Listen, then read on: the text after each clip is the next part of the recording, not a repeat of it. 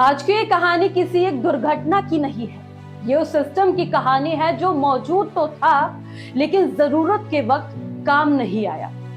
ये प्रशासन की कहानी है जो फाइलें, पदों और प्रक्रियाओं में व्यस्त रहा, जबकि एक नागरिक अपनी जान बचाने के लिए 90 मिनट तक संघर्ष करता रहा। नोएडा में 27 वर्षीय सॉफ्टवेयर इंजीनियर युवराज मेहता की मौत अब सिर्फ एक हादसा नहीं कही जा सकती। ये मौत अब एक सवाल बन चुकी है उस सिस्टम पर, प्रशासन पर और उस जवाबदेही पर जो हर नागरिक को सुरक्षा का भरोसा देती है। नमस्कार, आप देख रहे हैं न्यूज़ आई। मैं हूं आपके साथ काजल चौधरी। 16 और 17 जनवरी की दरमियानी रात नोएडा का सेक्टर 150, घना कोहरा, कम दृश्यता और एक ऐसी सड़क जो विकास के नाम पर मौत का जाल बन चुकी थी। युवराज मेहता जो गुरुग्राम की एक सॉफ्टवेयर कंपनी में कार्यरत थे, अपने घर वापस लौट रहे थे। उसी दौरान उनकी ग्रैंड विटारा एक निर्माणाधीन साइट की टूटी हुई बाउंड्री से टकराकर 30 से 50 फीट गहरे पानी से भरे गड्ढे में जा गिरी। ये कोई अचानक आई बाढ़ नहीं थी या कोई प्राकृतिक आपदा नहीं थी। यह एक पहले से मौजूद लापरवाही से छोड़ा गया मौत का गड्ढा था। कार गिरते ही युवराज ने हार नहीं मानी। वो गाड़ी की छत पर चढ़े, अपने मोबाइल की लाइट जलाई, अपने पिता को कॉल लगाया।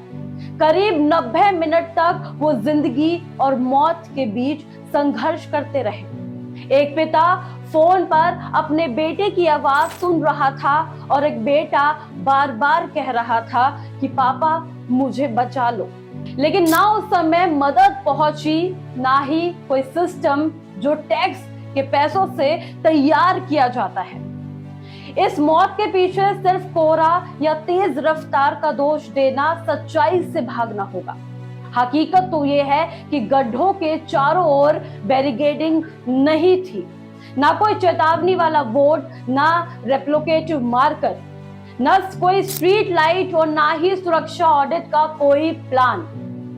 सबसे गंभीर तथ्य तो यह है कि 2015 और 2023 में इस क्षेत्र को लेकर संबंधित विभागों को चेताया जा चुका था। शिकायतें दर्ज थी, नोटिस फाइलों में दबे थे, लेकिन सुधार कभी जमीन पर नहीं उतरा। जब हादसे की सूचना मिली, पुलिस, एसडीआरएफ और फायर ब्रिगेड मौके पर पहुंची, लेकिन उपस्थिति ही तैयारियां नहीं होती। रस्सियां पर्याप्त नहीं थी, सीढ़ियां नहीं थी, क्रेन देर से पहुंची, प्रशिक्षित गोताखोर उपलब्ध नहीं थे। विडंबना तो देखिए कि एक डिलीवरी एजेंट ने रस्सी बांधकर पानी में उतरने की कोशिश की, जबकि राज्य का पूरा आपदा तंत्र असहाय खड़ा रहा। यह सवाल इसलिए जरूरी है कि अगर वो तैयारी नहीं थी तो आपदा प्रबंधन आखिरकार है किस लिए। घटना के बाद बिल्डर्स के खिलाफ एफआईआर दर्ज हो गई, नोएडा अथॉरिटी के सीईओ को हटाया गया, एक जूनियर इंजीनियर को बर्खास्त कर दिया गया, यहाँ तक कि एसआईटी का गठन भी हो गया। लेकिन क्या यही जवाबदेही है?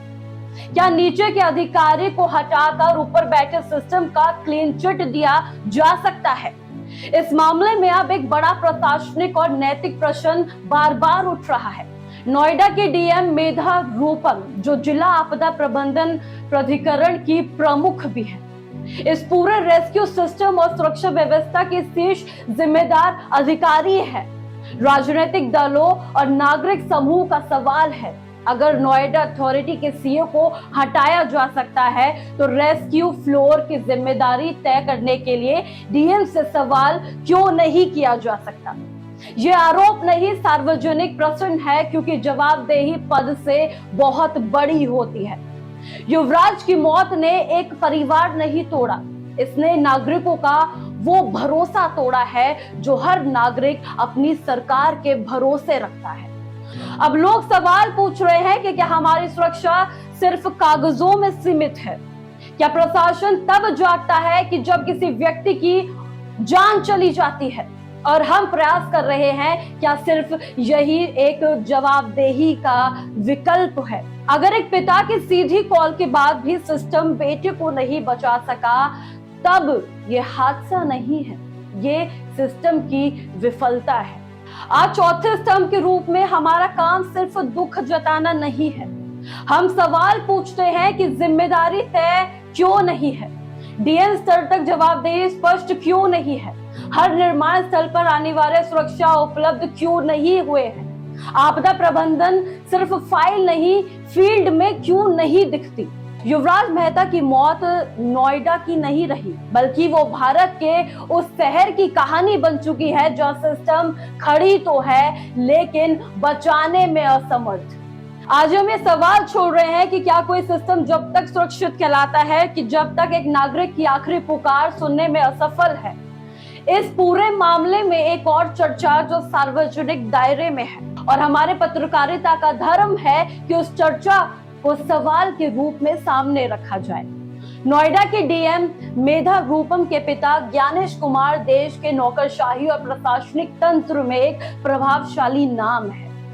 यही वजह है कि कुछ राजनीतिक दल और नागरिक समूह सवाल पूछ रहे हैं कि क्या पारिवारिक प्रशासनिक प्रभाव इस मामले में जवाबदेही की रेखा को धुंधला कर रहा है।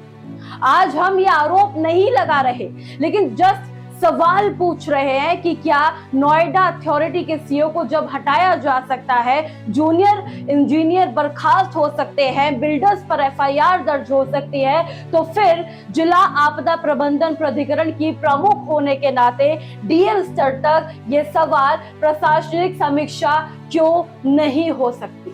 क्योंकि लोकतंत्र में सिस्टम की निष्पक्षता सिर्फ फैसले से नहीं बल्कि फैसले को दिखाने वाली निष्पक्षता की से भी तय होती है। और जब प्रभावशाली नाम जुड़ते हैं तो सवाल पूछना और भी ज्यादा अहम हो जाता है, ताकि भविष्य में कोई ये ना कह सके कि कुछ पद सवाल से ऊपर होते हैं। इस पूरी खबर पर क्या प्रतिक्रिया है, हमें कमेंट सेक्शन में जरूर बताएं और ऐसे ही तमाम एक्सप्लेनर्स और खबरों को जानने के लिए देखते रहे न्यूज़ आए। धन्यवाद।